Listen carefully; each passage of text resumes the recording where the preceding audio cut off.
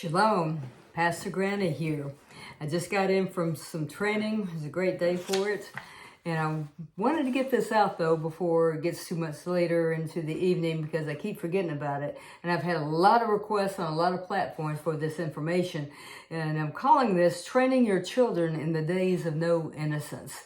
Now, if you notice, I have taken my civil peace flag down because this country is not at peace. We are at war, and the war is for your children, your kids, your grandkids, your nieces, your nephews. It's a terrible situation. Over 2,300 kids are abducted in the United States every day. 2,300 families are devastated by an abduction of their child, mostly small kids. So what I've come up with here, and I do a lot of training, obviously, so self-defense, home defense, and this is 14 points that I've got here of how to keep you and your kids safe. Now, it's not all inclusive, but it is some basic points that everybody should know because there's no such thing as a safe place anymore. Even in the prisons, we told people there was no such thing as a safe zip code. There's crime in every zip code, and if it's a criminal, we'll figure things out, how to get to our kids. We don't want that to happen. Now, some of these things make sense, of course, like don't leave your children alone in a car, whether it's running or not. But I want to specifically talk to you about item number 7, about teaching your kids. It's terrible. We should be able to trust these people, but we just can't anymore. But teach them not to give out information, and to tell them to ask their parents. And this includes teachers, coaches, and especially ministers and pastors.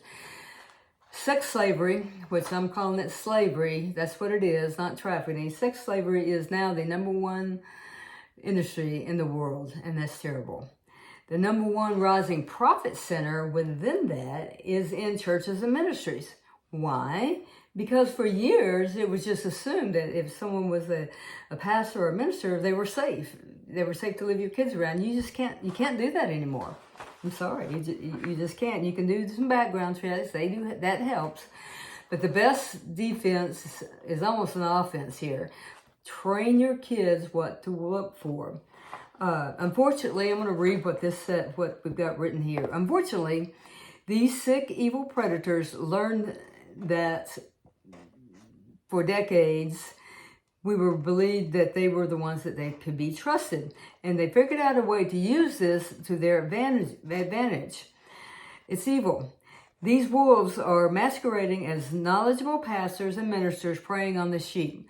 Yes, they know the Bible. They're good preachers. They're charismatic. But they're evil. They're predators. The parents must wake up and never assume your child is safe in any setting. Even background checks do not reveal everything. Train your child to trust you with everything they see or hear. Your child has to trust you more than they trust any other adult. Especially, that's one of these ways these predators do. One of the things they do is they tell your child that if they tell someone, they will either harm them or they will kill their parents. I'll kill your parents if you tell anybody.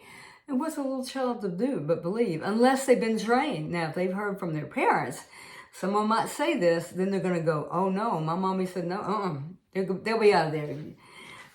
It's very important to teach them about inappropriate touching. You don't have to get graphic. You know the age of your child, the age-appropriate training here. But they need to know at a young age, at a very young age, it's inappropriate for members of the opposite sex, or even the same sex, to touch them in certain areas. They need to know this. And then they need to know to come to you immediately, that you are their safe place. They need a safe zone, and there's no better safe zone than the parents. So I'm going to put this in the links below in the comments section. I've also got a section here on Cooper's color code of awareness. It's a situational awareness that self-defense people, police, firemen, everybody uses this. First responders even are having to be taught this.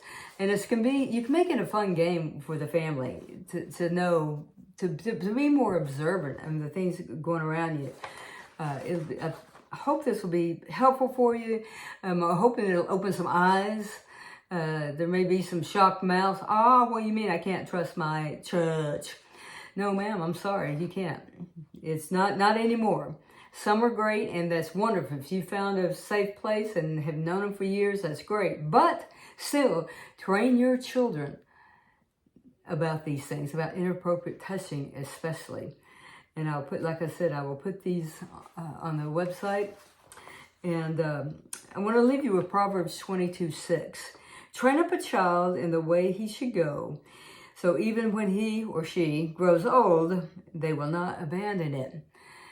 Yes, we are to train up our kids in the ways of the Bible, but also in the ways of the world, the threats of the evil. As good as Jesus was, he hated evil too. He was not passive. We saw what he did in the temple with the money changers.